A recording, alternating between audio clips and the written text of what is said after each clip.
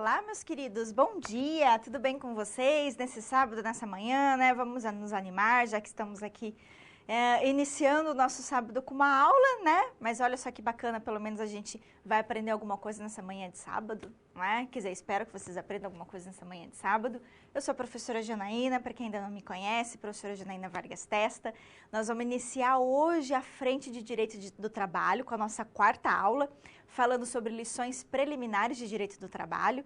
Essa disciplina, como vocês já sabem, ela na verdade, ela abarca duas frentes do direito, o direito empresarial e o direito do trabalho.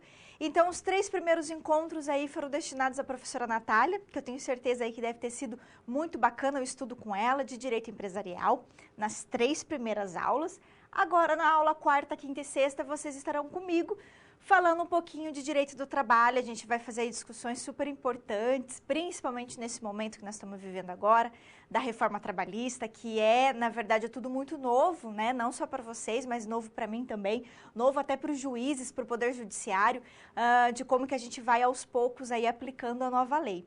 Ela ainda não entrou em vigor, ela já foi publicada em julho, mas a gente está no período que a gente chama de vacatio legis, que é aquele período que a lei já está publicada, mas ela ainda não entrou em vigência, para que as pessoas conheçam a lei e possam se preparar, né, para poder aplicá-la. Essa é a ideia dos 120 dias.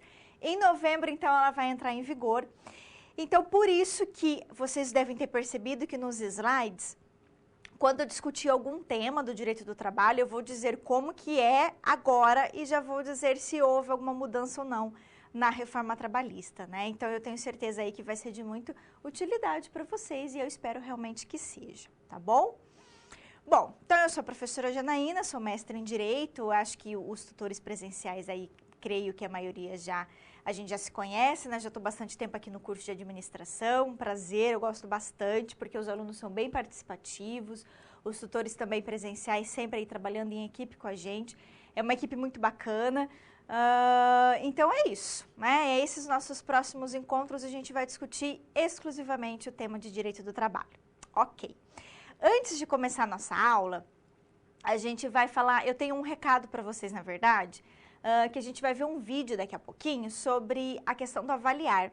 Eu imagino, como vocês já estão no 3º, 4º semestre, em algum momento vocês já devem ter participado, que é uma pesquisa que a instituição realiza, no sentido de avaliar. Eu até vou fazer a leitura aqui do recado que eu tenho para dar para vocês, para que eu não deixe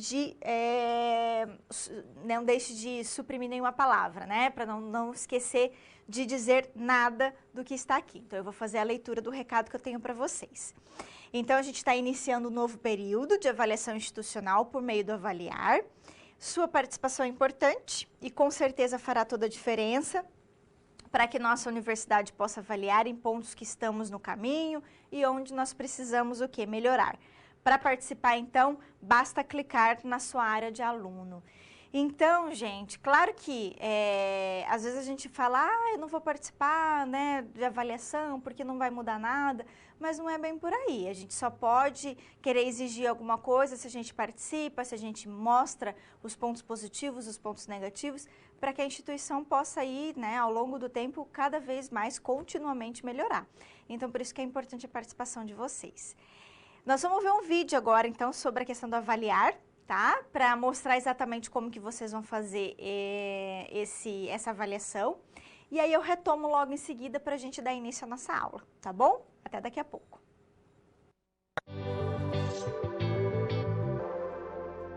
Você já ouviu falar do Avaliar 2017?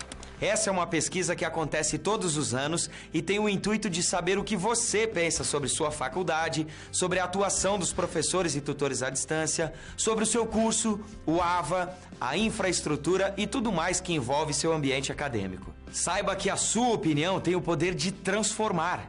Dá uma olhada. Eu me sinto satisfeita em saber que a faculdade pode nos ouvir através do Avaliar, porque essa ferramenta é onde nós expomos as nossas opiniões, nós colocamos melhorias que podem estar sendo feitas. Eu acho isso muito importante para nós como alunos. A nossa opinião aqui dentro da instituição, ela é válida para buscar as melhorias que todos precisam, claro, e consigo perceber bastante a melhoria nos serviços à distância, no próprio material, no espaço físico, tanto no atendimento como nos serviços de financeiro que a faculdade proporciona para os alunos, tanto a qualidade também dos professores. Depois dos resultados do avaliar, nós podemos observar a melhoria no portal.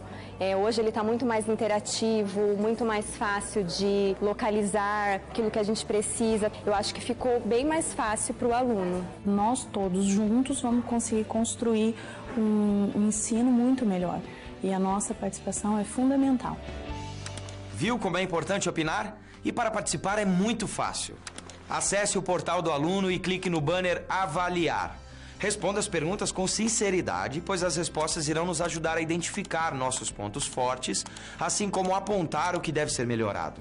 A pesquisa é rápida, não leva mais do que 20 minutinhos. Ao finalizar, salve a pesquisa e feche o navegador.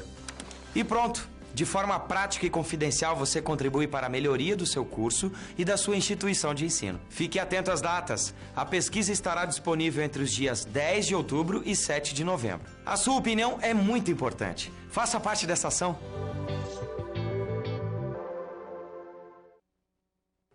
Olá, gente. Então, reforçando aí um recado que foi dado para vocês em relação ao avaliar, ok? Pois bem, então, recado dado em relação à instituição, agora a gente vai voltar aqui para começar a nossa aula de Direito do Trabalho. E para a gente começar a nossa aula de Direito do Trabalho, a gente vai fazer, na verdade, aí uma breve discussão sobre o que é esse direito do trabalho, que tipo de relação jurídica que ele protege, ou seja, pensar o conceito, a definição de direito do trabalho, a finalidade do direito do trabalho, que nos remete, na verdade, a uma contextualização histórica. Por quê? A gente tem que lembrar que o direito do trabalho ele surgiu, historicamente, ele surgiu primeiro na Europa, depois que, na verdade, a América acabou também criando sua própria legislação trabalhista.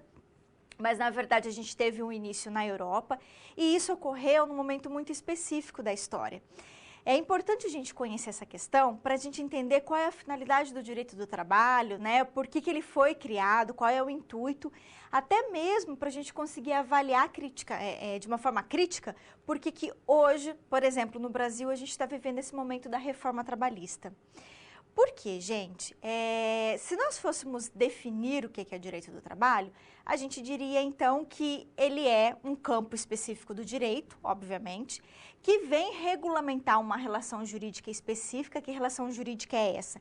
A relação entre empregado e empregador, ou seja, ele vem tutelar, regulamentar esse tipo de relação, prevendo direitos, prevendo também deveres, aplicados tanto ao trabalhador quanto à empresa.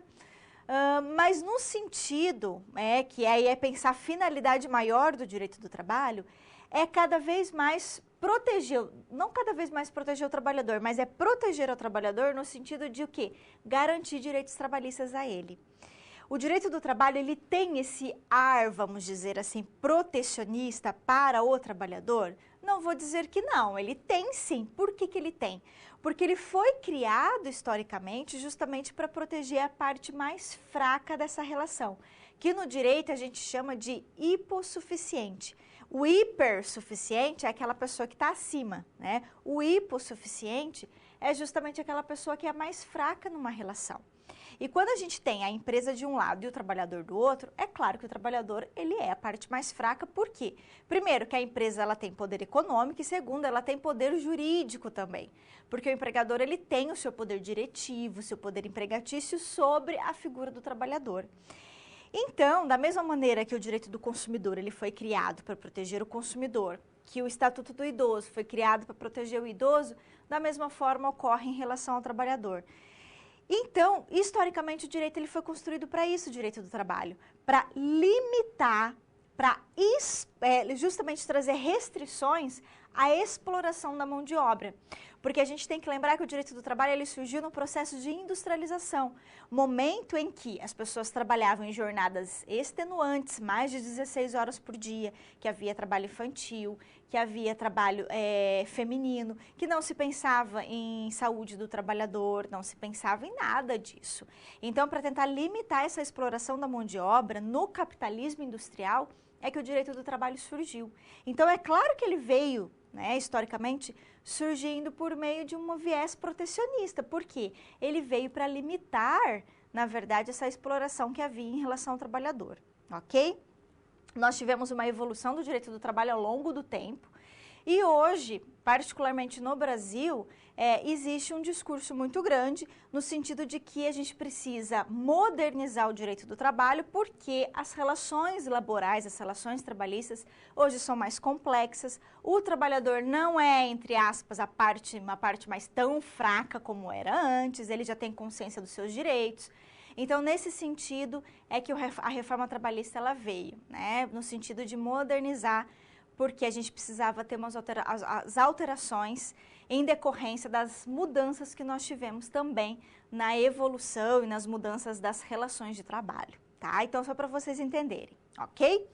Então, gente, vamos começar ali. Professora Janaína, né? Eu sou aqui mestre em Direito, sou advogada trabalhista, então assim, é um tema bacana que eu gosto muito de discutir direito do trabalho. E a gente começa ali pensando, então, esse conceito que eu falei para vocês, que eu já até defini. Então, de uma maneira bem simples, a gente pode dizer que o direito do trabalho ele é um conjunto de normas, ou seja, regras e princípios, que vai regulamentar toda a relação de trabalho, principalmente toda a relação de emprego. Tá? A gente vai aprender na aula de hoje que relação de trabalho não é a mesma coisa que relação de emprego, mas que o direito do trabalho ele vem tutelar esse tipo de relação, ok? Então, ele é um conjunto de regras, um conjunto de princípios jurídicos que vai regulamentar. E, historicamente, como eu disse para vocês, ele veio justamente, ele surgiu, ele é fruto do capitalismo industrial, e ele veio para trazer algumas limitações, trazer alguns direitos aos trabalhadores, na intenção de pensar que o trabalhador ele é um ser humano, ele não é uma coisa, então a gente não pode coisificar o ser humano, utilizar, né, da máxima saúde dele para que ele possa exercer o seu trabalho. Então é essa visão que aos poucos a gente foi mudando ao longo da história. Então, e a finalidade maior do direito do trabalho, sem dúvida alguma, é trazer segurança jurídica nas relações de trabalho, é impor deveres, é impor também direitos para ambas as partes, tanto para o empregador quanto para o empregado, mas eu diria assim que a finalidade primordial do direito do trabalho, além de trazer paz social nessa relação, é justamente o que, gente? Progressivamente aumentar os direitos em relação aos trabalhadores, tá? Essa é a finalidade maior do direito do trabalho, ok? Para vocês entenderem um pouquinho sobre essa questão do surgimento do direito do trabalho, sobre o que era essa exploração que havia, eu trouxe para vocês, a gente vai ver agora um vídeo que é de uma cena do filme Germinal, que é um filme muito bacana que se vocês não viram, assistam. É um filme que tem uma leitura, assim, vamos dizer, é um filme forte, né, mas é um filme muito bacana, que mostra um pouquinho da exploração nas minas de carvão, né, também no processo de industrialização da Bélgica, ou seja, ali da Europa. E mostra também as primeiras associações sindicais, os primeiros movimentos dos trabalhadores contra essa exploração nas fábricas, tá? Não só nas fábricas, como nas minas que haviam. E é legal perceber como que era a realidade, para vocês entenderem por que o direito do trabalho foi muito importante a criação dele nesse processo. Então, vamos ver a cena do filme. Vamos lá.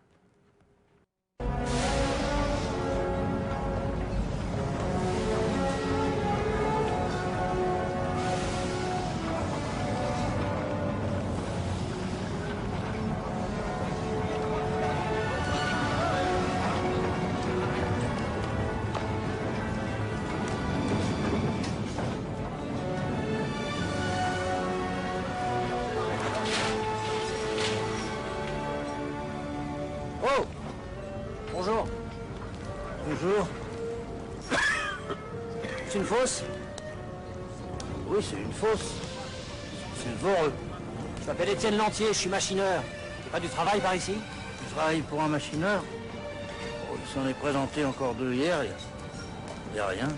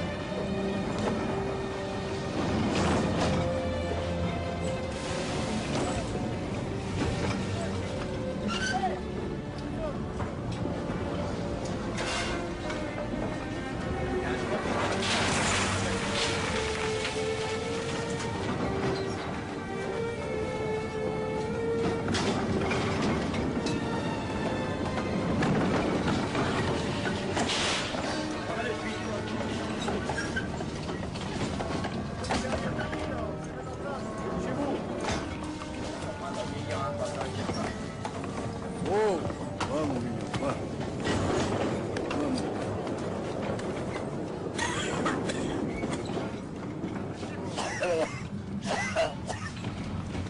Il y a des fabriques par ici? Bon. C'est pas les fabriques qui manquent, mais les ateliers ferment les uns après les autres. Ils renvoient du monde à la sucrerie Auton et à la verrerie Garde-Bois. La grève menace. Ils parlent de réduire les salaires. Je sais, j'en viens. Chez nous, ça va. Ça va encore pour le moment. On n'a pas de la viande tous les jours, mais ça va. Vous êtes peut-être de la Belgique, non? Non, je suis du Midi. Ah, moi, je suis Montsou. On m'appelle Bonne Mort. Bonne Mort pour rire, quoi. C'est un surnom? Ah oui. Ils m'ont retiré de là-dedans 3 fois en morceaux. Une fois avec tout le poil roussi, une autre fois avec de la terre jusque dans le gésier, puis la 3e avait le ventre gonflé d'eau comme une grenouille. Alors, comme ils ont vu que je voulais pas mourir, ils m'ont appelé Bonne Mort. Bonne Mort pour rire, quoi. Il y a longtemps que vous travaillez à la mine? Je suis descendu, j'avais pas 8 ans. Puis tenez, j'en ai 58 maintenant. Calculez.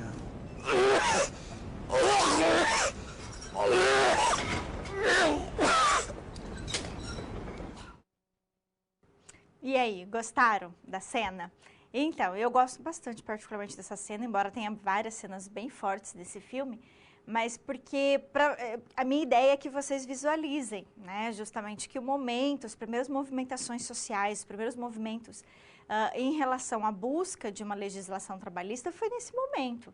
Então, imagina uma pessoa que começou com 8 anos, você imagina alguém com 8 anos de idade, que é uma criança, trabalhar dentro de uma mina de carvão, que é um local totalmente insalubre, né? Só que não se pensava nisso, em questão de salubridade, não se falava em segurança do trabalhador, em saúde do trabalhador, de limite, né, mínimo e máximo de idade para trabalhar num local desse, ou uma limitação de quantas horas por dia você pode ficar dentro de uma mina de carvão. Enfim, gente, várias situações que não se pensava, salário mínimo, férias. Então, o direito do trabalho ele começa a criar força nesse momento, né, nesse tipo de realidade. Hoje nós tivemos, se a gente for pensar aí ao longo do tempo, nós estamos falando aí do século XIX, né, quando o direito do trabalho começou a ganhar força. Hoje nós já estamos no século XXI, então, ou seja, 2 séculos depois, a gente percebe que, obviamente, houve uma evolução grande do direito do trabalho, principalmente no sentido de proteger o trabalhador. Hoje ninguém nega a importância de você manter um meio ambiente de trabalho sadio, mas ainda isso não quer dizer que nós acabamos totalmente com a exploração de mão de obra. A gente ainda tem resquícios muito fortes disso, inclusive no nosso país. Para vocês terem uma ideia, nós temos aí no Brasil várias denúncias de escravidão ainda no Brasil. Escravidões modernas, não aquela escravidão antiga que a gente tinha em relação ao africano, né, aos afrodescendentes. Mas temos novas modalidades de escravidão que a gente chama de condições análogas, né, ou seja, semelhantes, condições análogas à escravidão, que são formas de escravidão moderna, principalmente em fazendas. A gente ainda tem muito isso no nosso país.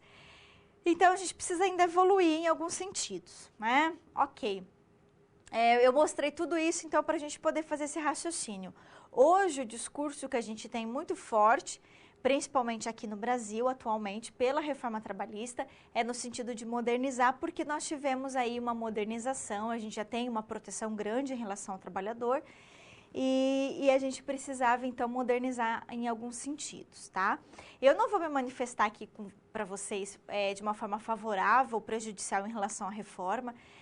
A reforma trabalhista, na verdade, ela traz aspectos de direito do trabalho que envolvem a questão de direitos, prescreve condutas, mas ela tem uma parte também que fala sobre o direito processual do trabalho. O que é esse direito processual do trabalho? Que é o direito que é aplicado às ações trabalhistas, ou seja, aquele direito processual que lida com um processo, né? Que vai ser aplicado ao Poder Judiciário, no sentido de que como que a gente pode entrar com uma ação, se tem que pagar custa, se não tem, como que recorre, enfim. Essa parte da reforma trabalhista tem algumas coisas que eu achei que foram importantes, que eram necessárias que houvesse essa mudança. Em relação ao direito material, em relação ao direito do trabalho, a gente teve alguns, não vou negar isso, a gente teve aí talvez alguns retrocessos, no sentido de que algumas proteções de direitos tiveram uma amenizada, vamos dizer assim, uma flexibilizada. A gente acabou flexibilizando alguns direitos trabalhistas. Vocês vão ver ao longo da aula, eu vou citar alguns exemplos, e aí vocês vão perceber se isso vai ser bom ou não ao longo do tempo, se realmente a lei ela vai aumentar a empregabilidade, porque esse é o objetivo, né? O governo, na verdade, justificou a criação dessa lei para modernizar as relações de trabalho, mas também para aumentar a empregabilidade. Então, a gente tem que esperar para ver se realmente vai ser benéfico ou não. Só o tempo não vai nos dizer, né? Ok, meus queridos, então vamos começar. E aí eu trouxe ali para vocês, vamos lá para a tela, só a questão da reforma, então, trabalhista, né? Eu já disse, mas só para reforçar, quando ela foi publicada, né? O período que ela está em vacatio legis. Lembrando que eu não vou trabalhar todos os temas da reforma, como eu falei para vocês, tem uma parte grande que é de processo do trabalho que eu não vou abordar, porque não é nosso conteúdo. E também porque a lei ela teve uma mudança muito grande, então não seria possível abordar todos os temas com vocês. No entanto, eu vou abordar os temas que estão relacionados à nossa aula, tá bom? Ok. Antes da gente começar a falar de princípios jurídicos aplicados à relação do trabalho, só para título de curiosidade, para vocês entenderem, conhecerem, eu imagino que vocês já devem saber que nós temos no Brasil uma justiça trabalhista. Ou seja, a gente tem tribunais, órgãos do Poder Judiciário que só julgam demandas trabalhistas. A gente chama isso de justiça especializada. Por que ela é especializada? Porque ela só vai julgar ação que envolve as relações de trabalho, ok? Ela vai julgar todos os tipos de relação de trabalho, não só o empregado, mas ela também vai julgar demandas que envolvem o trabalhador autônomo, o trabalhador eventual, o trabalhador avulso, enfim, várias formas aí de prestação de serviço a Justiça do Trabalho julga, ok? E para vocês conhecerem, existe uma estrutura do Poder Judiciário. Vamos lá ver? Olha só. Então, a gente tem aqui no país uma estrutura dessa Justiça do Trabalho que começa na sua base. O julgamento, geralmente, a ação trabalhista, regra geral, ela vai começar numa vara ou num juiz do trabalho. Aí você pode recorrer para o TRT, que é um tribunal estadual, que tem em todos os estados brasileiros, a gente tem um TRT. Se eu ainda quiser recorrer, eu vou para o TST, que é o Tribunal Superior do Trabalho, que, na verdade, é o tribunal que vai dar a última palavra em matéria trabalhista. Só que se a minha ação, ela ainda envolver matéria constitucional, eu ainda posso recorrer até o STF. Eu imagino que vocês já devem saber que o STF, ele é o tribunal supremo do nosso país, né? É o órgão máximo da cúpula do Poder Judiciário. Só que o STF, ele só julga ações que envolvem matéria constitucional, porque ele é o guardião da Constituição, certo? A Constituição, para quem não lembra, nosso documento jurídico que está no ápice da pirâmide, né? Então, ou seja, a gente não pode violar a Constituição Federal. Ele é o documento jurídico mais importante, então o STF que é o guardião. É o STF que interpreta a Constituição, que vai dizer se ela está sendo ou não respeitada. Só que na Constituição Federal existem matérias de ordem trabalhista. Então, por exemplo, lá no artigo 7º, 8º, 9º, 10, 11, discute, não só esses, mas esses predominantemente discutem matérias trabalhistas. Isso significa que se eu entrar com uma ação trabalhista e essa ação trabalhista envolver matéria de direito do trabalho, obviamente, mas também envolver uma matéria de direito do trabalho que esteja na Constituição, eu ainda poderia, em tese, recorrer até o STF, ok? Então, essa é a cúpula, a estrutura do Poder Judiciário que a gente tem que seguir no Brasil, tá? Ok, então, finalizando essa conversa, a gente já sabe para que serve o direito do trabalho, a gente sabe por que foi criada a reforma trabalhista, já aprendemos a estrutura da justiça do trabalho, agora a gente vai falar de um tema super importante. Aliás, esse primeiro bloco nosso, talvez é o bloco mais longo, mais pesado, porque a gente vai fazer discussões super importantes do direito do trabalho, que é entender os princípios do direito do trabalho, que são super importantes, e entender o que é relação de trabalho e o que é relação de emprego, tá? Essa diferenciação. Então, por isso que é importante vocês estarem bem atentos em toda a nossa aula, obviamente, mas primeiro, muito atentos nesse primeiro bloco, porque ele é super importante. Ok, então vamos lá. Primeiro, o que é princípio? Princípio jurídico não é a mesma coisa que lei, não é a mesma coisa que regra. Por quê? A regra jurídica, gente, a lei, ela expressamente, ela vai dizer o que você deve ou não fazer, o que você tem ou não direito. Ou seja, ela é concreta, ela diz, ela prescreve condutas que podem ou não ser realizadas, ou se podem ou não ser vedadas. Isso a lei diz, a lei fala. O princípio jurídico, ele é mais amplo. E ele, muitas vezes, ele não vai estar, assim, totalmente expresso na Constituição ou na lei. Ele não vai estar lá escrito assim, princípio da dignidade, princípio da igualdade. Não está isso escrito na lei.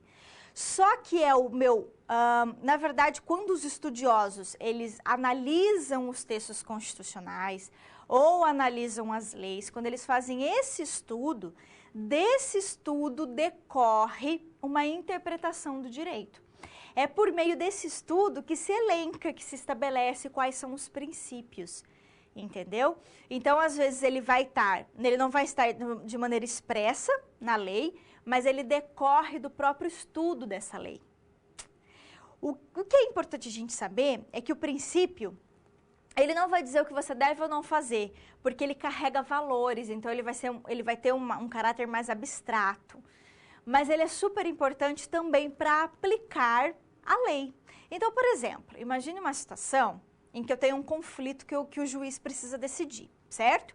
Só que não existe uma regra jurídica, não existe na lei uma solução para aquele problema, uma solução específica.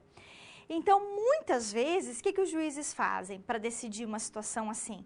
Eles recorrem aos próprios princípios, porque o princípio norteia, fundamenta a decisão dele. Entendeu? Então, e daí cada campo do direito, cada ramo do direito tem os seus princípios. E o direito do trabalho também tem, vários princípios, inclusive.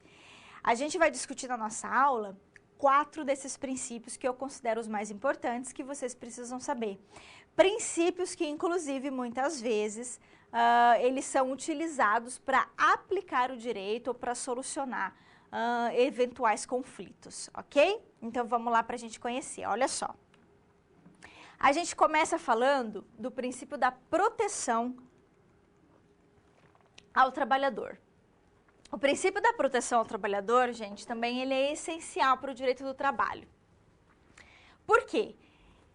Como ele tem a ideia de proteger o trabalhador, o que vai acontecer aqui? Quando eu tiver, por exemplo, 2 normas para serem aplicadas, 2 regras jurídicas, eu vou optar por aquela regra, pela norma, o quê? Pela norma mais favorável ao trabalhador, certo? Porque no sentido do quê? De protegê-lo.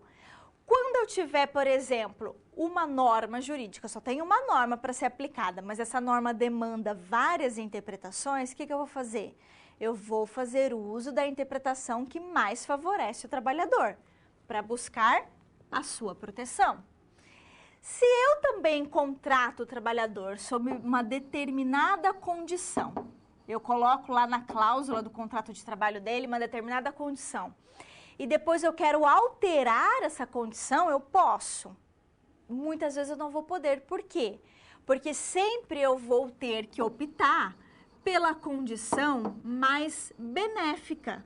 A quem? Ao trabalhador. Sempre no sentido de protegê-lo, ok? Esse é, talvez, é o princípio mais importante do direito do trabalho. Só que, gente, tem um porém, todavia, né? A reforma trabalhista talvez ela mude um pouquinho esse olhar sobre esse princípio. Daqui a pouco eu vou dizer por quê, tá? Daqui a pouco eu explico por que talvez a gente tenha uma nova leitura desse princípio. Ok, vamos falar da primazia da realidade. O que é primazia? Primazia quer dizer declarar alguma coisa como primeiro, mais importante. Quando eu digo que a primazia da realidade, eu estou querendo dizer o seguinte, que a realidade é o que importa. A realidade é mais importante, ela está em primeiro lugar. Como assim, professora? Vamos pensar numa situação em que eu contrato um determinado trabalhador por uma função, registro isso na carteira dele, coloco isso no contrato de trabalho dele, só que na realidade esse empregado ele exerce outra função. Aí eu pergunto, o que prevalece? A função real, que é a que ele está realizando, ou é a função que está prevista no contrato de trabalho dele, ou na carteira de trabalho? Mas, eu contrato esse trabalhador por uma determinada jornada, falo que ele vai trabalhar das 8 às 18 e ele registra isso no cartão ponto, das 8 às 18, só que na verdade ele trabalha até às 20 horas. O que vale? A realidade ou o documento? Sempre vai ser a realidade, gente. Não importa se está lá no documento, no contrato de trabalho, se está no cartão ponto, não importa também se está na carteira de trabalho ou no contrato. O que vale é a realidade. Por isso que para o direito do trabalho é tão importante a prova testemunhal, porque muitas vezes é só a testemunha que vai ter condições de desconstruir aquele documento. Entendeu? Isso é primazia da realidade. Então, esse é o importante também princípio do direito do trabalho. Agora, para a gente avançar e conhecer os outros dois princípios, antes eu só queria explicar para vocês por que esse princípio da proteção ao trabalhador, ele pode ter uma nova leitura agora com a reforma trabalhista. Eu acho que vocês devem ter ouvido falar, porque isso falou muito na mídia, que a reforma trabalhista ela trouxe a possibilidade de você negociar alguns direitos diretamente com o empregador. Em algumas situações, você vai poder negociar direto com o empregador. Em outras, a gente vai ter que negociar mediante sindicato. Então, assim, por meio de negociação coletiva. Ou por meio de convenção coletiva, ou por meio de acordo coletivo. Ok. Então, a reforma trabalhista, ela traz uma possibilidade do negociado, aquilo que eu negociei livremente com o meu empregador, ou por meio de negociação coletiva, e isso prevaleça sobre a lei. Vocês devem ter ouvido falar sobre isso. Ok. Então, por que a gente vai ter talvez uma nova leitura do princípio da proteção? Porque agora, nem sempre mais, eu vou aplicar a norma mais favorável. Por que eu não vou, gente? Porque pode acontecer da negociação feita com o empregador ou por meio da negociação coletiva, ter uma norma que seja menos benéfica ao trabalhador. Por exemplo, eu posso negociar algo com o empregador, mas a lei trazer uma disposição mais benéfica. É a lei que vai ser aplicada? Não. Por quê? Porque o negociado vai prevalecer, não é? Se o negociado vai prevalecer, não importa se a lei é ou não mais benéfica. Então, a gente não vai ter, talvez, a aplicabilidade total mais desse princípio. Porque se antes a gente optava pela norma mais benéfica, agora a gente vai optar pela norma que foi o quê? Negociada. Entenderam? Então, nesse sentido, talvez a gente tenha aí uma nova leitura através... Eu não vou dizer para vocês que simplesmente esse princípio ele vai se extinguir. Claro que não, ele não vai ser eliminado, ele vai continuar sendo aplicado. Só que talvez em algumas situações nós teremos aí uma flexibilidade da aplicação desse princípio, tá? Entenderam por quê, né? Ok. Legal. Então, agora, vamos ver os dois próximos princípios. Vamos lá. Princípio da irrenunciabilidade e o princípio da continuidade da relação de emprego. Gente, o que é uma coisa que eu não posso renunciar? É algo que eu não posso dispor, que eu não posso desfazer, que eu não posso simplesmente negar, certo? O direito do trabalho, ele diz que eu não posso renunciar aos meus direitos. Eu não posso, por exemplo, renunciar aos meus direitos às férias, ao 13º, ao FGTS, falar assim para o meu empregador, não precisa depositar FGTS para mim. Não posso, por quê? Porque eles são direitos irrenunciáveis. Isso não significa que eu não possa negociar o modo de aquisição de um direito. Por exemplo, eu posso negociar com o meu empregador quando e como eu terei as minhas férias, certo? Agora, com a reforma trabalhista, inclusive, a gente pode dividir em 3 períodos as férias. Então, eu posso negociar com o meu empregador como será esse modo de aquisição das minhas férias. Mas eu não poderia renunciar ao meu direito às férias. Entenderam? Isso é que eu não posso, tá? Tranquilo, né, gente? Esse princípio é bem tranquilo. Agora, o que é o princípio da continuidade da relação de emprego? Também é fácil de entender. O que é mais benéfico para a sociedade como um todo? Para o trabalhador, mas não só para ele, para toda a sociedade. Que eu tenha um empregado fixo na empresa, ou seja, um trabalhador que se mantenha, né, empregado, que tenha salário, que possa consumir, enfim, que faça a economia girar, não é? Porque o trabalhador que tem salário, ele compra, se ele compra, né, ele consome, ele aumenta a industrialização e aumenta a economia, obviamente. Se eu tenho um empregado desempregado, se eu tenho um trabalhador desempregado, eu tenho um custo muito grande para toda a sociedade. Não só porque ele vai, muitas vezes, fazer o uso do seguro-desemprego, mas não só por isso, porque isso tem um custo também, mas não só por isso, mas porque desempregado ele não consome, né? Ele não consome e ele traz, na verdade, um custo social muito grande. Pensando nisso tudo, o direito do trabalho, ele protege, na verdade, ele privilegia, acho que essa é a palavra correta, ele privilegia a contratação por prazo indeterminado. Como assim? Quando eu faço uma contratação em que eu não já estou estipulando a data final. Porque quando eu contrato alguém por prazo determinado, eu já determino quando esse contrato vai acabar.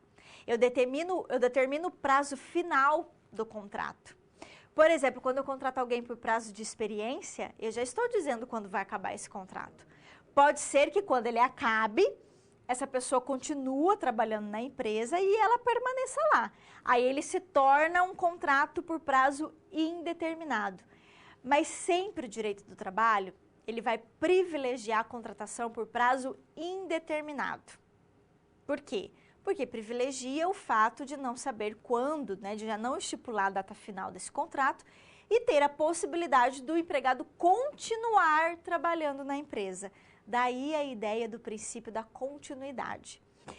Isso significa que a regra para o direito do trabalho é a contratação por prazo indeterminado, enquanto a exceção é a contratação por prazo determinado. Se a exceção é a contratação por prazo determinado, o que isso significa? Significa que eu só posso contratar por prazo determinado dentro dos requisitos legais, só quando a lei permitir, só quando a lei possibilitar. Entenderam, gente? Isso é super importante. Então, inclusive na aula de hoje, a gente vai conhecer as hipóteses em que é possível contratar por prazo determinado. É só naquelas condições. Se não for naquelas condições, eu tenho que contratar por quê? Por prazo indeterminado, para atender ao princípio da continuidade da relação de emprego. Tá bom? Tranquilo, né? Parece que é difícil, mas não é não. É simples até. Legal, então a gente já falou do princípio da proteção, primazia da realidade, irrenunciabilidade e continuidade da relação de emprego. 4 princípios super importantes do direito do trabalho. Ok, agora vamos avançar um pouquinho mais. A gente vai avançar e nós vamos entrar num tema, deixa eu até ver se a gente já vai entrar nesse tema mesmo. Exatamente. a gente vai entrar num tema super importante do direito do trabalho, que é a questão da relação de emprego e da relação de trabalho. Então, presta atenção aqui comigo e a gente vai para a tela.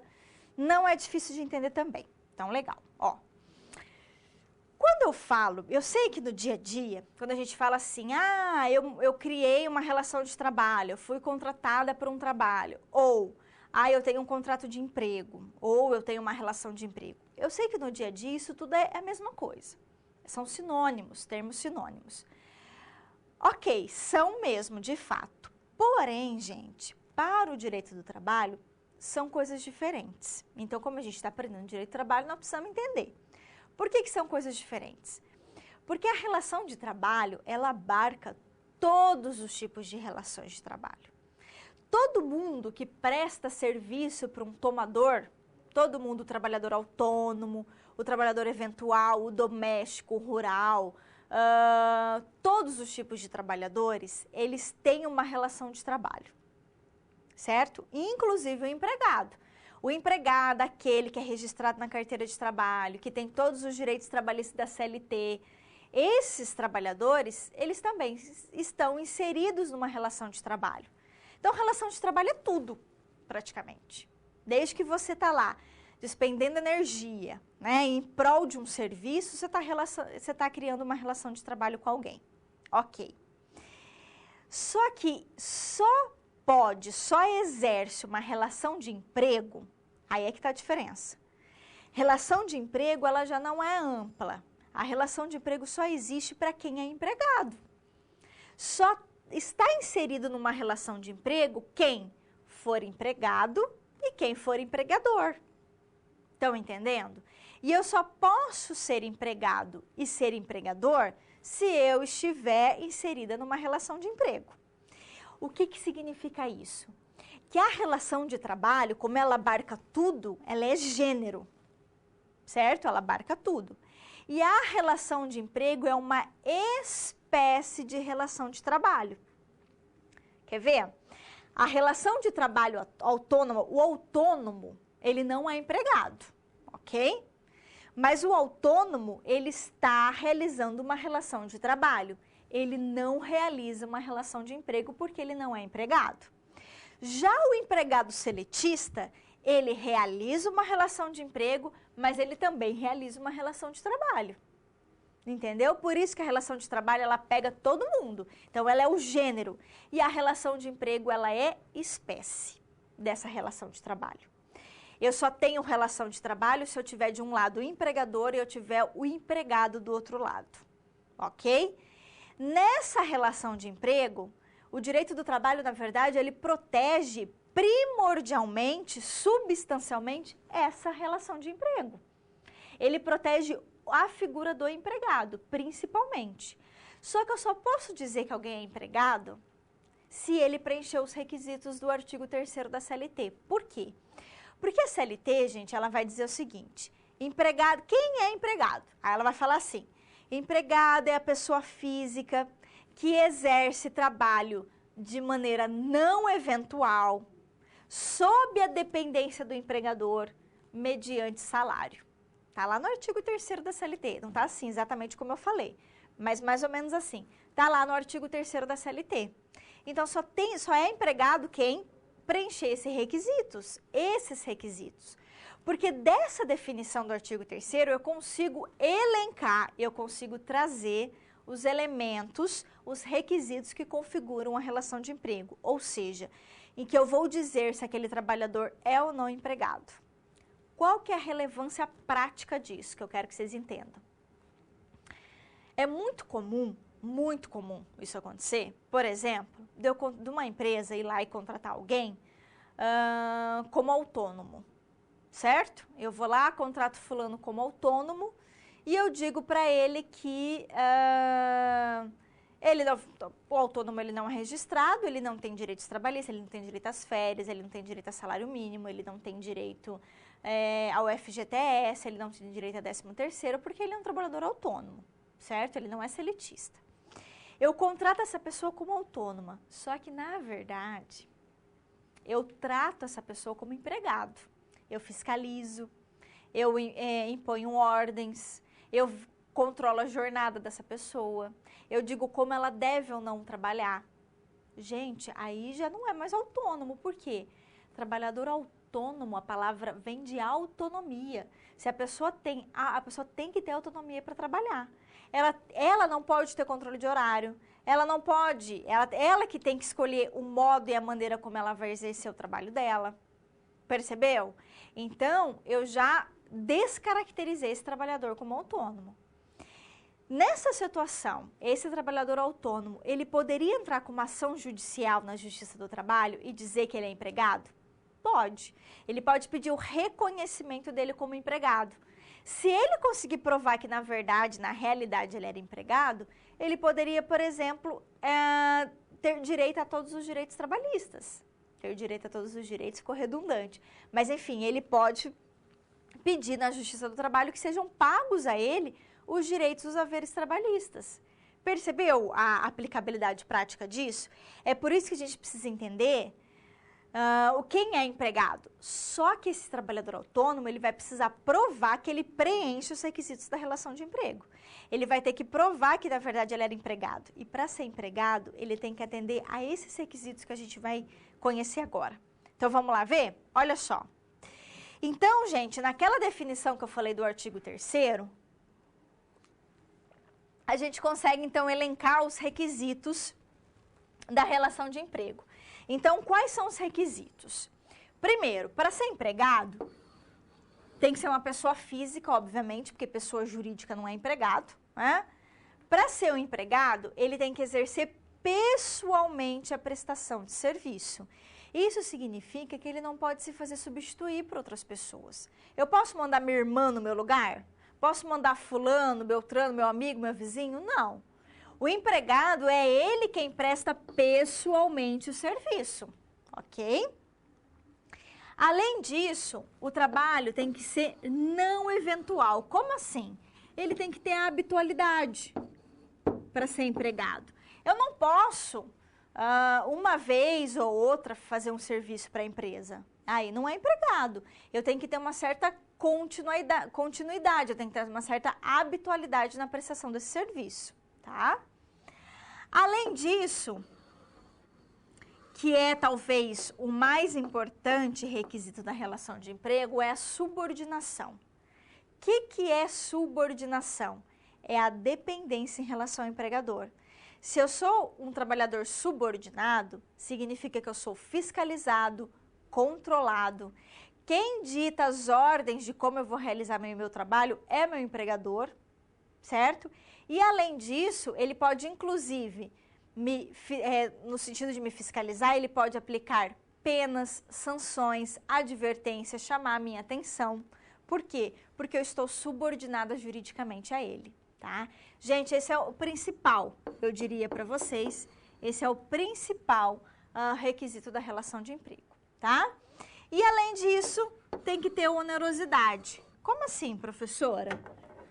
O que é? Onerosidade vem de ônus. Tem que ter um custo. Eu não posso trabalhar de graça. Se eu trabalhar e não tiver remuneração, eu poderia ser enquadrada como uma trabalhadora voluntária, mas eu não sou empregada. Então, tem que ter aí um ônus para o empregador, tem que ter um custo para ele, tem que ser uma relação onerosa, que é justamente quando o artigo 3º fala que tem que ser mediante salário, ou seja, eu tenho que ter uma remuneração, uma contraprestação àquilo que eu estou realizando para eu ser considerada empregada, ok? Pois bem, preenchendo então esses requisitos, eu posso me enquadrar como empregada. Agora,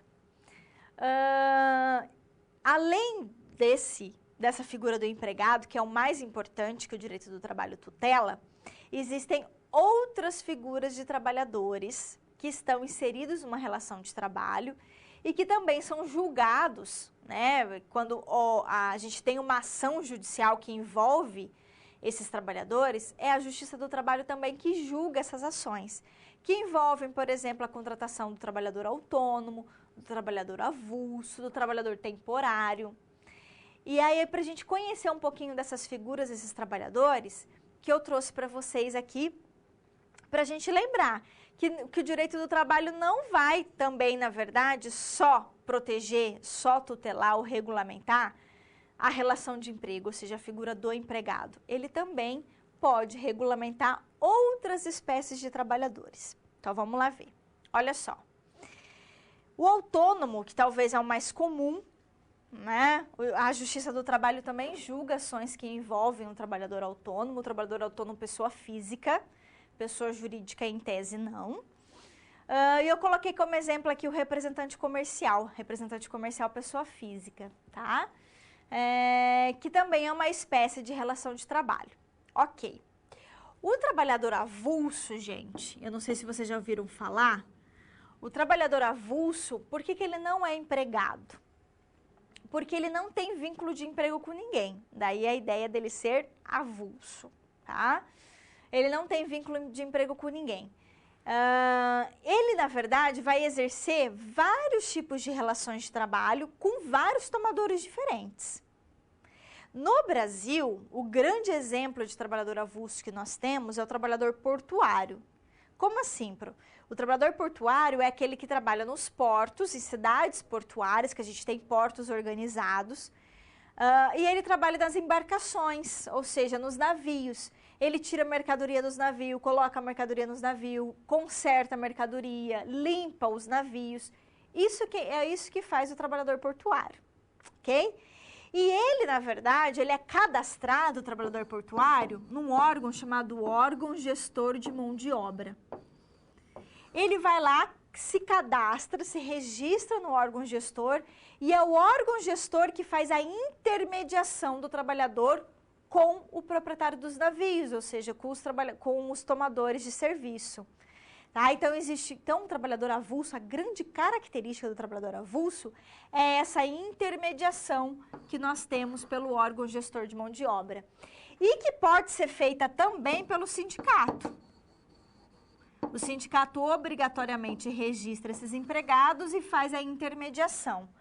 Por exemplo, aqui no Brasil a gente tem o exemplo dos movimentadores de mercadoria, que são obrigatoriamente intermediados pelo sindicato. O que eu quero que vocês entendam? Que para ser avulso, eu não posso ter vínculo de emprego com ninguém e obrigatoriamente eu terei a intermediação de uma entidade, ou o órgão gestor de mão de obra ou o sindicato, ok? E também o trabalhador temporário, né, gente? O trabalhador temporário, para quem não lembra, ele também exerce uma relação de trabalho. Por quê? Olha só. O temporário, ele é, na verdade, empregado, ele é contratado pela agência. A agência que vai contratá-lo para disponibilizá-lo ao tomador de serviço. Certo? O trabalhador temporário, a gente tem 3 pessoas envolvidas. O trabalhador, que é empregado da agência, mas que vai trabalhar para a tomadora. Lembram? Né? Então, a gente tem 3 pessoas aí nessa relação. Então, entre o trabalhador e a agência, eu tenho uma relação de emprego, porque o trabalhador temporário, ele é empregado da agência. Mas ele é empregado da tomadora, que é onde ele vai exercer o serviço dele? Onde ele vai trabalhar? Não, ele não é empregado da tomadora, porque ele é empregado do quê? Da agência, ok? Então, o trabalhador temporário também é uma espécie aí, a gente percebe que existe uma espécie de relação de trabalho. Eu vou voltar a falar do trabalhador temporário depois que a gente parar agora no nosso primeiro bloco, ok? E aí a gente vai falar um pouquinho melhor e diferenciar a contratação temporária da contratação por prazo determinado, porque eu percebo que os alunos eles tendem a confundir esses dois institutos, ok? Para a gente finalizar o nosso primeiro bloco, eu trouxe para vocês 2 questões que envolvem essa problemática da relação de emprego ou não relação de emprego, ou seja, se fulana é ou não empregada. E eu queria que vocês analisassem esses 2 casos que eu trouxe e que vocês só pensassem nos dados que eu trouxe. Não fica pensando, mas e se? Não é se. É a partir dos dados que eu trouxe. Eu posso concluir se a Maria e o Pedro, que são os 2 personagens aí, se eles são ou não empregados. Então, vamos lá ver. Olha só. A Maria, gente, ela trabalha com pintura, ela realiza trabalhos não eventuais para uma empresa, recebe pagamento semanal, mas ela não é registrada. Quando ela tem algum problema ou está com excesso de trabalho, ela envia a irmã no lugar para fazer o mesmo serviço. Aí eu posso perguntar, a Maria é considerada ou não empregada, segundo o artigo 3º da CLT? E o Pedro? O Pedro, ele foi contratado como autônomo representante comercial. Ele viaja, ele não tem horário pré-determinado. Só que sempre ele tem que prestar contas das atividades que ele faz, passar relatório, dizer quanto tempo ele perdeu, né? Ele despendeu em cada tarefa e ele segue ordens estabelecidas por um superior. Eu poderia, à luz da realidade, à luz da CLT, dizer que Pedro pode ser considerado empregado? Sim ou não e por quê? Então pensem aí sobre o caso da Maria e do Pedro. E aí me digam se vocês acham se eles são ou não empregados. Se vocês conseguirem analisar esses dois casos, significa que vocês entenderam quem é que pode ser considerado empregado segundo a CLT. E é o momento também de vocês enviarem alguma dúvida em relação a esses primeiros assuntos que nós abordamos agora, tá bom? Eu volto então daqui a pouquinho para vocês também darem uma relaxada aí, que eu falei bastante, né? E aí a gente retoma para continuar nossa aula. Na verdade, esse primeiro bloco ele era mais longo porque ele era mais complexo, né? A gente fazer essas discussões que são talvez um pouco mais abstratas, mas aí depois do próximo bloco a gente vai falar de temas mais tranquilos do direito do trabalho, tá bom? Eu volto daqui a pouco. Até lá!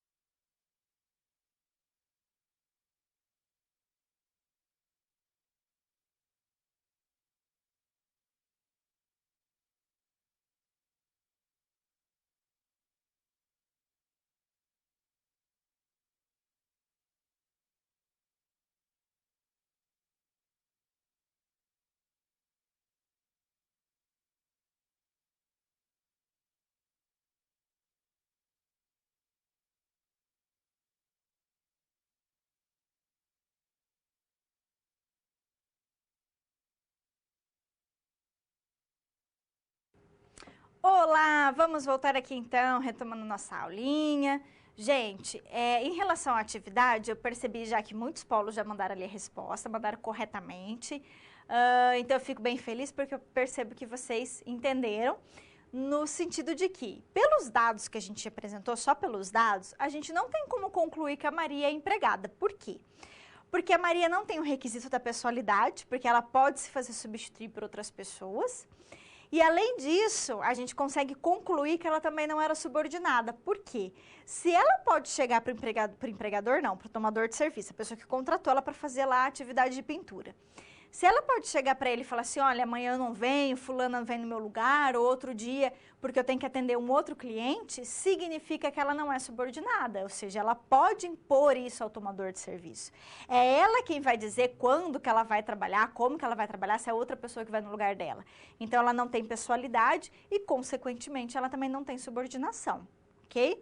Diferentemente do Pedro. O Pedro, em que pese ele tenha sido contratado como autônomo, como representante comercial, na realidade, ele era tratado como empregado. Por quê? Ele era fiscalizado, ele tinha que passar tudo que ele estava fazendo, portanto, ele não tem um requisito importante, que é a autonomia. Ao contrário da autonomia, ele tem o quê? A subordinação. Então, o Pedro poderia, talvez, aí ser considerado como empregado, se ele entrasse com uma demanda judicial, ok? Legal, gente, bacana. Eu vi que vocês enviaram algumas questões, eu vou aqui me manifestar em relação a duas delas, mas as próximas questões que vocês forem me enviar agora, gente, talvez eu não consiga aqui responder durante a nossa aula. Por isso, como eu não vou conseguir responder aqui durante a aula, vamos ficar combinado que na aula atividade eu respondo, pode ser?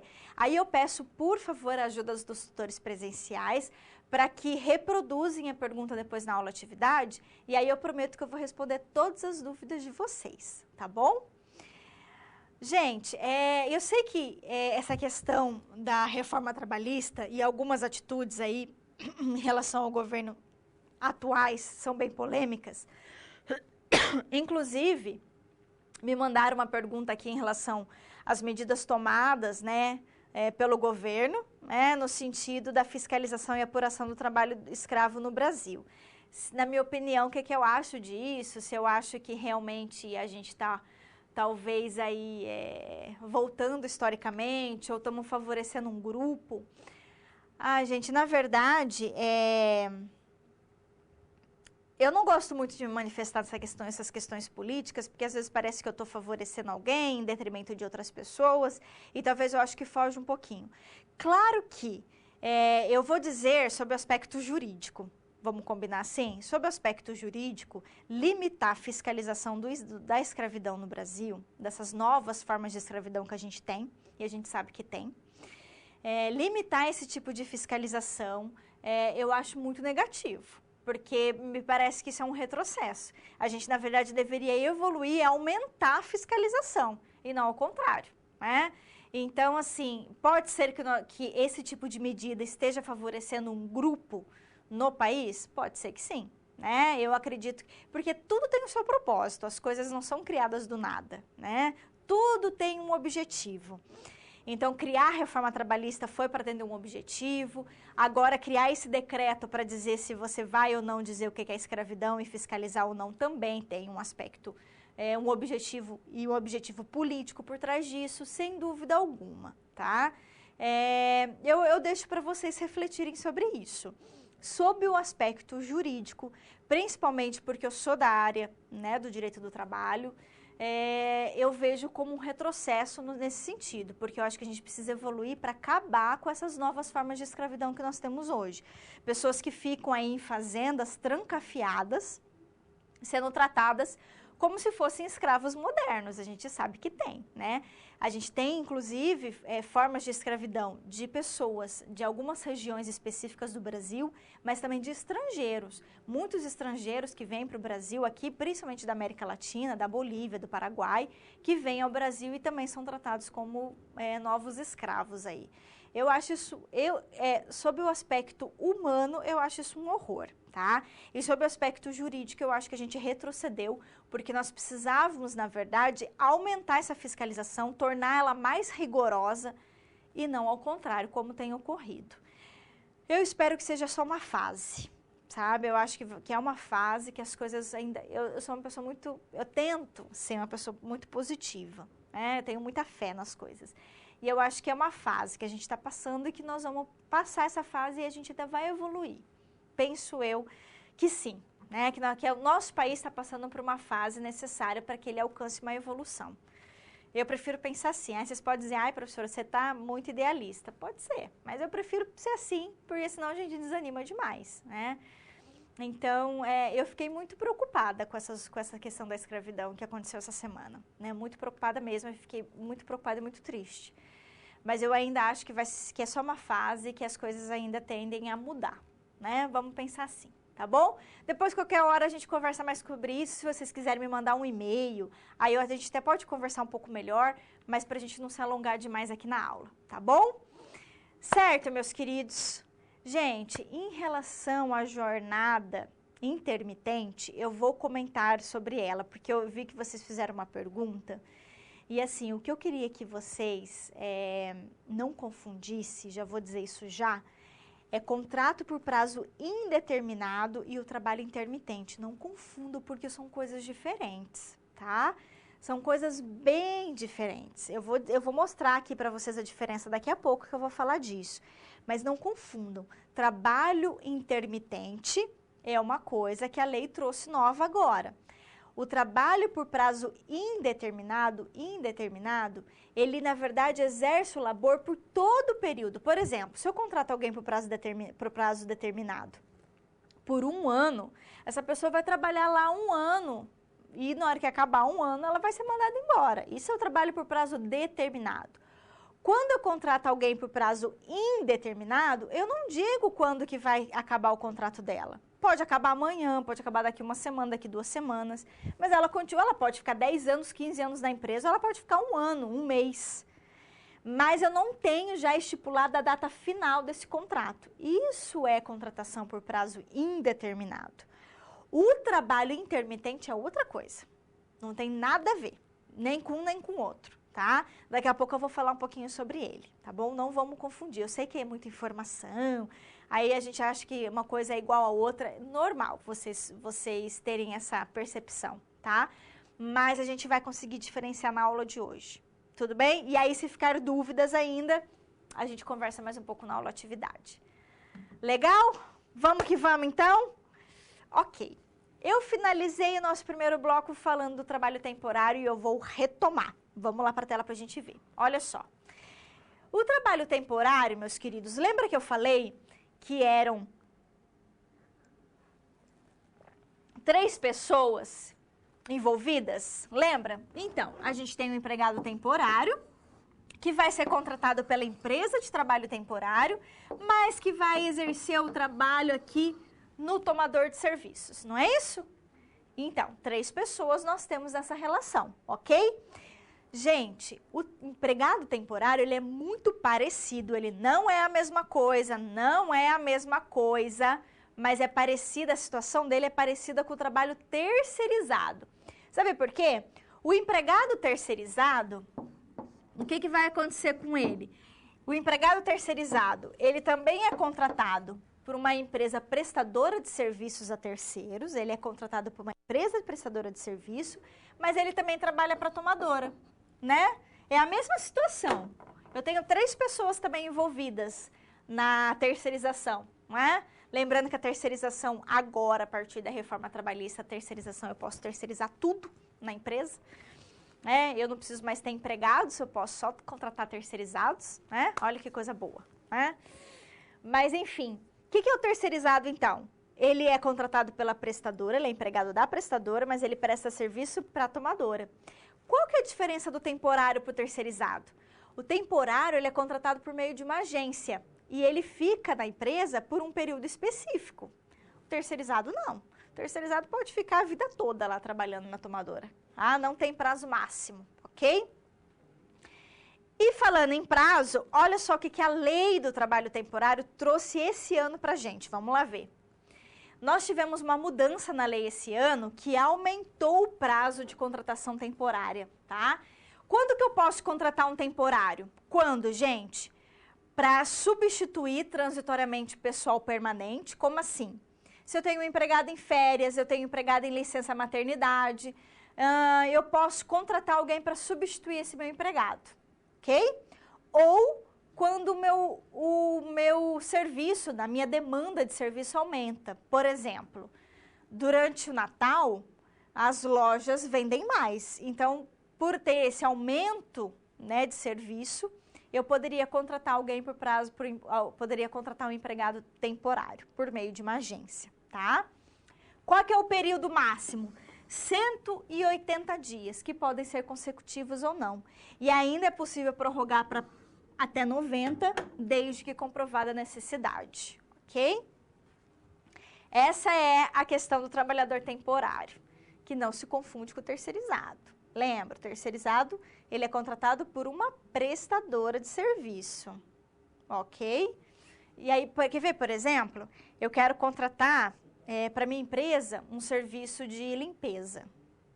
Aí, o que eu faço? Eu vou lá, eu sou dono da empresa, eu vou lá, faço um contrato com uma prestadora de serviços de limpeza, uma empresa específica que faz serviço de limpeza, e ela manda para a minha empresa os empregados que fazem serviço de limpeza.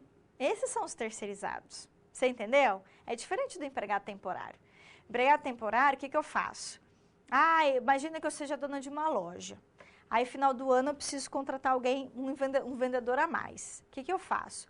Eu contacto uma agência de trabalho e peço e falo, olha, eu estou precisando de um vendedor. Ela vai lá e manda um vendedor para mim, contrata um vendedor, entendeu? É diferente. E aí, esse empregado temporário, ele vai ficar um tempo só na minha loja, ele não pode ficar a vida toda. O terceirizado, não. O terceirizado, ele vai ser disponibilizado, então, por uma prestadora de serviços específicos. Essa é a diferença. O temporário, ele é disponibilizado por uma agência de trabalho. O terceirizado, ele é disponibilizado por uma prestadora de serviços específicos, ok? Gente, e o terceirizado pode ficar lá na empresa 10, 15, 20 anos, se quiser. Olha só, tem mais um detalhe que eu queria explicar para vocês, que os alunos confundem. Vou dar um exemplo, porque eu acho que por meio de exemplo fica mais fácil entender. Vamos supor, então, que eu seja dona de uma loja lá no shopping e final do ano, no Natal, eu preciso de 2 vendedores a mais. Eu tenho 2 opções. Ou eu ligo para uma agência e peço 2 vendedores, e aí eu vou contratar empregado temporário, ok, por meio de uma agência, essa é uma possibilidade. Qual que é a outra possibilidade? A loja, né, eu, dona da loja, contratar diretamente o empregado. Eu posso contratar 2 vendedores, eu registrar 2 vendedores direto, sem a agência. Eu posso fazer isso? Posso. Aí que entra a contratação por prazo determinado. Deu para perceber? A contratação por prazo determinado é aquela que está prevista na CLT. É aquela que me possibilita contratar alguém por prazo determinado. Essa é a diferença. Então, presta atenção. O trabalho temporário, o empregado temporário, ele advém por meio de uma agência. O trabalhador contratado por prazo determinado não tem agência na história. A empresa contrata diretamente esse empregado. Essa é a diferença, tá? É isso que a gente não pode confundir, tá bom? Legal? Ok. E falar nisso, daqui a pouco a gente vai voltar a falar desse assunto, porque eu vou falar do empregado, vou falar da contratação por prazo determinado, ok? Que está previsto na CLT, que é quando a empresa vai lá diretamente e contrata o empregado. Ok. A gente já falou do empregado, falamos dos trabalhadores, só que do outro lado dessa relação jurídica, a gente tem a figura do empregador. Quem é o empregador? Vamos lá ver. Olha só. Gente, empregador é todo mundo que assume os riscos da atividade econômica, admite assalaria e dirige a prestação de serviço. Então, não importa se é uma pessoa física, não importa se é um profissional liberal, se é uma instituição de beneficência, se é uma associação recreativa, se é uma instituição sem fins lucrativos, não interessa. Se eu assumi os riscos, contratei, assalariei e dirigi a prestação de serviço, eu sou empregadora, tá? Essa é a definição de empregadora que está lá no artigo 2º da CLT. Então, só tem a figura do empregado, artigo 3º da CLT. Empregador, artigo 2º da CLT, eu criei uma relação jurídica de emprego. Nessa relação jurídica, ela é materializada, ela é formalizada por meio de um contrato de trabalho, por meio de uma carteira, né, da Previdência, que a gente chama de CTPS, que é a Carteira de Trabalho e Previdência Social. É essa carteira que vai formalizar essa relação jurídica, que vai dizer, olha, esse empregado foi contratado para a função X, na remuneração Y, do horário tal, certo? Nisso tudo, eu formo o contrato de trabalho. Então, vamos lá ver, olha só. Na carteira, então, o contrato de trabalho, o que ele vai acontecer? Ele vai justamente definir para a gente, a possibilidade, então, dessa contratação, ok? De como que a gente vai ter a contratação, que pode ser por prazo indeterminado ou determinado, certo, gente? E já falando nisso, vamos para a próxima tela. Quando é que eu posso contratar por prazo determinado? Para serviço transitório, ou seja, para substituir também alguém na minha empresa, até no máximo 2 anos. Lembrando que aqui a contratação ela é direta, ok? Ou também para atividade empresarial de caráter transitório, também no máximo de 2 anos. É aquela empresa que foi criada só por um período, por isso que ela tem caráter transitório. Ou quando eu vou contratar alguém por prazo de experiência. Experiência, eu contrato alguém por máximo 90 dias. O contrato por prazo determinado, ele só pode ser prorrogado uma única vez, tá? Se eu prorrogar segunda vez, aí eu tenho que respeitar o prazo máximo nessa prorrogação, mas se eu respeitar uma segunda vez, ele vira um contrato por prazo indeterminado. Se ele virar um contrato por prazo indeterminado, esse empregado vai ter direito a seguro-desemprego, 40% de FGTS, aviso prévio. Na contratação por prazo determinado, ele não faz jus a esses direitos, tá? Ele não faz, ok, gente? Tranquilo? Legal. O que é o trabalho intermitente? Vamos lá ver. Olha só. Gente, o contrato de trabalho intermitente, que a lei nova trouxe agora, vai ser um trabalho com subordinação, só que ele não é contínuo. Por quê? Porque tem alternância de períodos de prestação que o cara presta serviços e outro momento que ele não presta serviço. Pode ser ele prestar serviço em dias alternados, em meses alternados, certo? Só não vai aplicar para os aeronautas, que são aqueles que trabalham como comandante, comissário de bordo, piloto, para eles não aplica isso aqui. O que é esse negócio do trabalho intermitente? Ele foi criado para formalizar os bicos. Como assim os bicos, professora? Sabe aquele pessoal, por exemplo, de hotel, restaurante, bar, que trabalha, que é chamado de vez em quando para trabalhar? Então, isso é o trabalho intermitente. Quando eu convocar o trabalhador, eu vou ter que pagar para ele. Eu convoco, ele vai trabalhar lá, sei lá, durante 1 mês, durante 2 dias, não importa. Quando ele finalizar o período que ele está trabalhando, ele vai receber férias proporcional, 13º proporcional, FGTS proporcional, vai recolher previdência. Ou seja, é como se a gente tivesse vários contratos diferentes. Toda vez que ele for acionado, toda vez que ele for convocado para o trabalho. Se ele não é convocado para o trabalho, ele não recebe e ele pode trabalhar para outras pessoas também. Isso é o trabalho intermitente, entendeu? É para formalizar essa possibilidade de eu acionar o trabalhador só quando eu preciso, entendeu? Então, o empregado, ele é obrigado a aceitar a convocação? Ele não é. O empregador vai ter que convocá-lo 3 dias antes. E aí ele vai dizer se ele aceita ou não. Se ele não quiser, ele não vai. Se ele for, se ele aceitar a convocação, ele trabalha e recebe todos os direitos trabalhistas lá de forma proporcional, tá bom? Então, por isso que é para formalizar esses trabalhos intermitentes que haviam, tá? Essa é a ideia da lei, tá bom? Que só vai entrar em vigor agora em novembro, certo, gente? Legal. Vamos falar de remuneração? Então, vamos lá para a tela. Olha só, gente. Eu sei que muitas vezes a gente acha que remuneração é a mesma coisa que salário, mas para o direito do trabalho não é. Para o direito do trabalho, salário é o valor fixo, mais comissão, mais gratificação, algum tipo de abono que eu recebo. Quando eu estou falando de remuneração para o direito do trabalho, eu estou falando tanto de salário quanto de gorjetas. Eu estou falando das duas coisas, ok? Mantenha ali na tela para mim, para a gente fechar a remuneração. E olha só, para o direito do trabalho, não é salário as ajudas de custo. O que é ajuda de custo? São aquelas parcelas que o empregador paga quando o empregado ele tem, por exemplo, algum gasto para exercer o trabalho dele. Exemplo, vamos supor que ele vai precisar tirar fotocópia de vários documentos para a empresa e ele paga por isso. A empresa vai lá e dá uma ajuda de custo para ele. Ou ele vai precisar ir numa cidade vizinha, e aí para fazer um serviço, ele vai ter que usar combustível, ele vai ter que almoçar, ter uma refeição naquela cidade, o empregador vai lá e dá uma ajuda de custo para ele. Seria uma forma de reembolsar uma despesa, tá? Isso é ajuda de custo. Ajuda de custo não é salário, ok? Não incide sobre as demais verbas trabalhistas. Também não é salário as diárias de viagem, desde que essas diárias de viagem não excedam, ou seja, não ultrapassem 50% do valor do meu salário.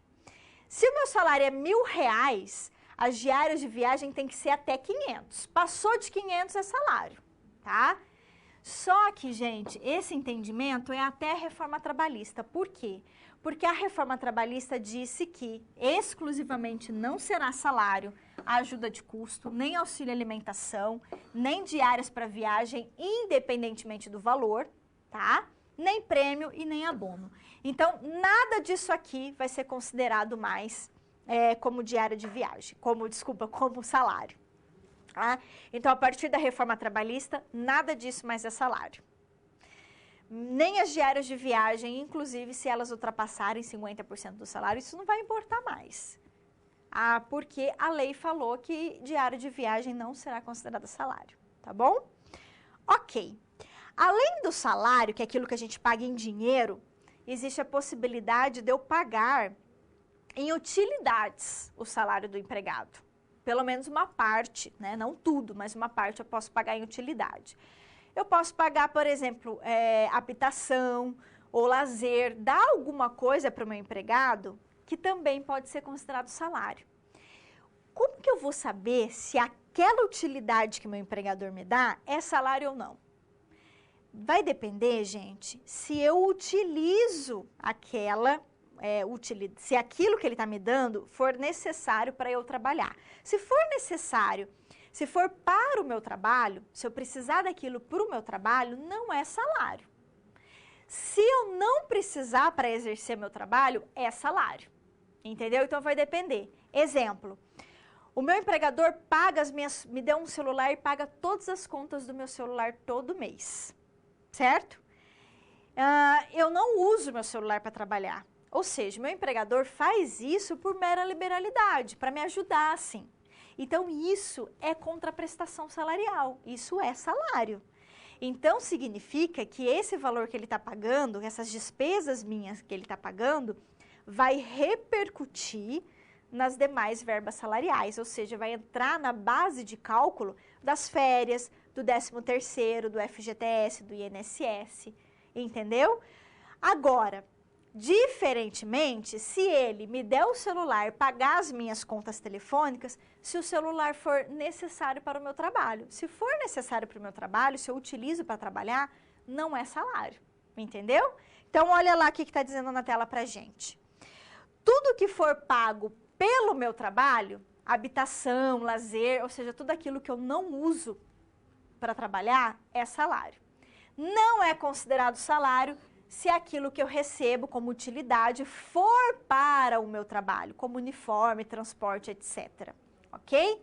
Tranquilo, né, gente? Então, nós vamos ter que analisar caso a caso, ok? Legal. Pois bem, o que é a tal da equiparação salarial? Se eu tenho na mesma empresa 2 empregados que exercem a mesma função com a mesma habilidade técnica, sobre o princípio da igualdade ou da isonomia, eles têm que ter salários iguais, não pode ter salário diferente. Só que a lei impõe alguns requisitos para a equiparação salarial. Vamos lá ver. Olha só. Para eu pedir equiparação salarial, primeiro, tem que ser a mesma função, o trabalho tem que ser de igual valor, para o mesmo empregador, na mesma localidade, tem que ser no mesmo município ou na mesma região metropolitana. E a diferença dos 2 empregados que querem essa equiparação, a diferença entre eles na função tem que ser menos de 2 anos. Por quê? Porque se o empregado está há mais de 2 anos naquela função, subentende-se que ele tem mais de experiência que o colega, tá? Então, a diferença dos 2 tem que ser menos que 2 anos. A reforma trabalhista, ela trouxe mais requisitos e ela dificultou um pouquinho a equiparação salarial. Vamos lá ver, olha só. Primeiro, ela falou que só pode buscar equiparação salarial no mesmo estabelecimento. O que significa isso? Na mesma empresa. Eu não posso pedir, por exemplo, de filiais diferentes. Ah, se o meu colega da filial X recebe o salário de R$1.000, o da filial Y recebe 1.500, eu não posso pedir equiparação salarial mais. Por quê? Só vale para o mesmo estabelecimento, ok? Agora, tem dois requisitos. O tempo na função tem que ser menos de 2 anos em relação aos 2 empregados. E o tempo na empresa também não pode ser superior a 4 anos em relação aos 2, tá? Se a empresa tiver plano de cargos e salários, não é possível buscar equiparação salarial. Inviabiliza a equiparação salarial o plano de cargos e salários, tá? E ele não precisa mais ser homologado por Ministério do Trabalho. Hoje, atualmente, ele precisa ser. Com a reforma trabalhista não vai precisar mais, ok? Legal? Gente, para fechar nossa conversa, jornada, vamos lá. A jornada de trabalho, o que acontece aqui? Qual que é o máximo que eu posso trabalhar por dia? 8 horas, 44 horas na semana. Essa é a regra geral. Eu posso fazer até 2 horas extras por dia, com no mínimo adicional de 50%, mas eu também posso criar banco de horas, né? Ou seja, trabalhar mais um dia, menos no outro, desde que ele seja zerado em até 1 ano e desde que previsto em convenção coletiva. A reforma trabalhista, ela mudou um pouco isso aqui. Por quê? Porque ela disse que agora eu posso fazer compensação por acordo individual direto com o trabalhador, desde que seja zerado até 6 meses, ok? E, além disso, em relação aos intervalos, a lei continua dizendo que eu preciso ter uma pausa de 11 horas de descanso de um dia de trabalho para o outro. E se for o descanso no dia da jornada, se eu trabalhar até 4 horas, eu não tenho direito a intervalo. De 4 a 6 horas, eu tenho direito a 15 minutos. Se for acima de 6 horas, no mínimo 1 hora de descanso, no máximo 2, tá? A reforma trabalhista vai permitir que você reduza o intervalo até 30 minutos acima de 6 horas. Então, a partir da reforma trabalhista, se eu trabalhar mais que 6 horas por dia, eu poderia, então, agora, né, desde que combinado isso com o meu empregador, eu posso reduzir o intervalo de 1 hora para 30 minutos, tá? Essa é a possibilidade que a gente tem a partir da reforma, tá bom? É isso, meus queridos, o meu recado que eu tenho para vocês hoje. Me despeço agora, deixando aí um grande beijo para vocês, um ótimo final de semana. Dúvidas, a gente vai falar na aula atividade, tá bom? E a gente se encontra no próximo sábado. Até mais!